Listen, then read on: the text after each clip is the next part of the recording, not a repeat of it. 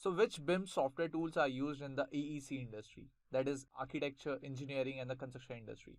So over here, as you can see in front of you is the list of all the tools which are available in the market right now, the tools which are quite popular in different industries and for which professionals are they used exactly. So we'll be starting by looking at architecture first, civil, then we'll be covering MEP, programming, generative design and automation tools, sustainability, facility management, construction simulation estimating and cost analysis, collaboration and coordination, visualization, rendering and walkthrough. So let's start by looking at the architecture tools first. If we click on the architecture tab, you can see over here that the very common tool which is used in the market is AutoCAD, right? So AutoCAD is quite popular and is used in the market by a lot of professionals currently, and this will continue to go on to the rise as well. As a substitute of AutoCAD, you can even use ProjiCAD or ZWCAD. These are cheaper in options as compared to AutoCAD, and also it doesn't have newer versions each and every time. So the previous files or whatever the files you want to open, the CAD files, all the CAD files will be workable in Proji and ZWCAD as well. Another tool is Revit Architecture. That is not exactly Revit Architecture, but that is a part of Revit.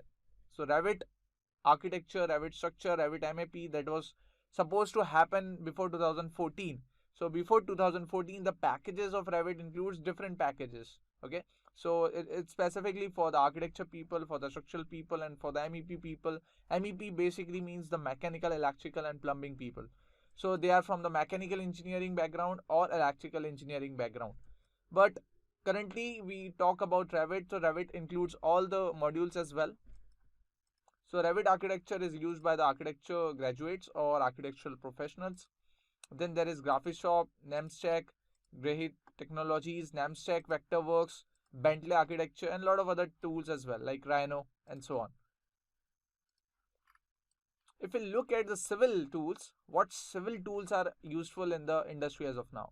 So in the civil, we have Autodesk Revit Architecture, Autodesk Revit Structure.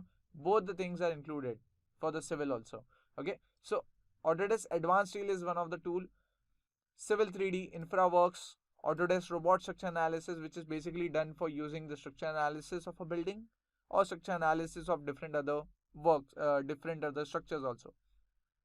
StatPro, ProSteel, Tekla. So these are the basic tools which are used by a civil engineering graduate. If we talk about MEP, in MEP we have Autodesk Revit MEP. That is the most important tool we use in the MEP domain. We also have Grahit Technologies plus Digital Project System Routing, CAD MEP, CAD Duct plus CAD Mechanical. So these are the tools, but being widely popular is Revit MEP 1. Then talking about the programming, generative design and automation stuff.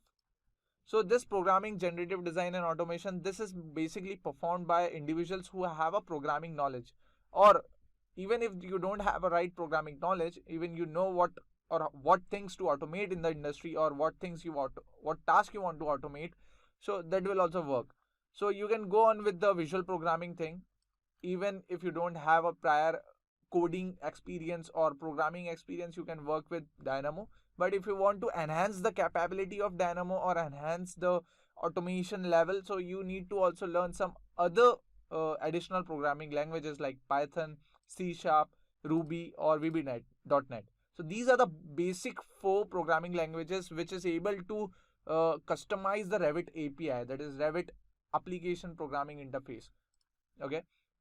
Then also you have Autodesk Forge, which is quite popular, Grasshopper, Excel, add-ins or plugins. So a lot of people who are working in the automation field, they generate or they make add-ins or plugins inside the industry and they sell it on App Store or through their websites or any of the social media platform. So that is one way. Then talking about the other things, sustainability factor.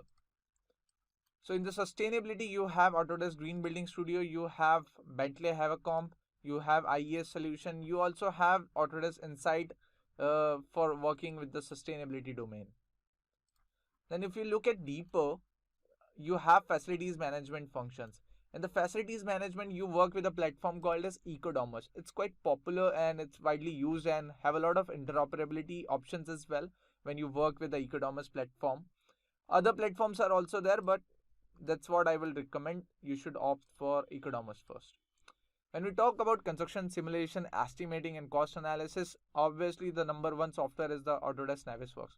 In the Autodesk Navisworks, you can do or create 4D and 5D simulations. You can create animations. You can do the clash detection or resolution as well. So in comparison with Autodesk Navisworks and Synchro Professional is slightly advanced, but I would say Autodesk Navisworks is also good enough for carrying the basic functions. So professional simulation is possible through Synchro. You can use that. We have the interoperability features with Synchro as well. Tekla, BIMsite, Primavera, MS Project. Obviously, you should also understand about what Primavera is, what MSP is, how you can create the schedules or activities inside this program, and how you can create a timeline of how much the project schedule is, or how much budget is required. So that's about the construction simulation. Collaboration and coordination. For collaboration, we use BIM 360, Revistro, BIMtrack, PlanBIM, Planoly. We also use ProjectWise, Bluebeam, Revu. Basically, that is for document control or document management. Solibri Model Checker is also one of the plugin. In the BIM 360, you have different modules available: document, design, team, and so on. So currently, you will be able to work with document and design as a trial version. You can include other modules as well if you request to the BIM 360 team personally. So I would suggest that going with the BIM 360 collaboration and a Planoly is a nice option. You also have the PlanBIM, which is an Indian version of managing the building project. You can also create BIM executions plan in it. In Planoly also you can do the same thing. You have ProjectWise, you have Bluebeam, you have BIMtrack, you have Revistro. So these are the collaboration tools which is quietly available and popular in the BIM market. If we talk about visualization, rendering, and walkthrough, so for that you have the Enscape, Revistro, 3ds Max, Lumion, SketchUp, Iris VR, iCAD VR, AutoCAD, Autodesk Recap. That is basically for the visualization of point clouds. So point clouds are what? Basically, it's an X-ray of a building or a structure or any of the component, or maybe the infrastructure as a whole. So that's an X-ray which you can convert those points, the billions of points, into a model through Revit or any of the modeling tool. But to visualize that, you need a software tool which is called as Recap, which is available by Autodesk. So these are the visualization tools, but I would recommend that you should obviously go for Lumion one if you have a good hardware or good graphic card in your system. If you don't have a good graphic card or a hardware, then you can either opt for Enscape or Revistro. It's quite handy and pretty easy to use. You can do the real-time rendering and walkthrough also in Lumion, that is possible, and also in other things like Iris VR, iCAD VR. And remember one thing, while doing and working with visualization, you should also have an understanding of what virtual reality or what mixed reality or what augmented reality is. So that will help, because in the near future we will be seeing a lot of augmented reality, virtual reality options or solutions in the market. So that's it about the BIM software tools. So you need not to work on all the BIM software tools personally, but having an understanding of it and how to use it, it will help you.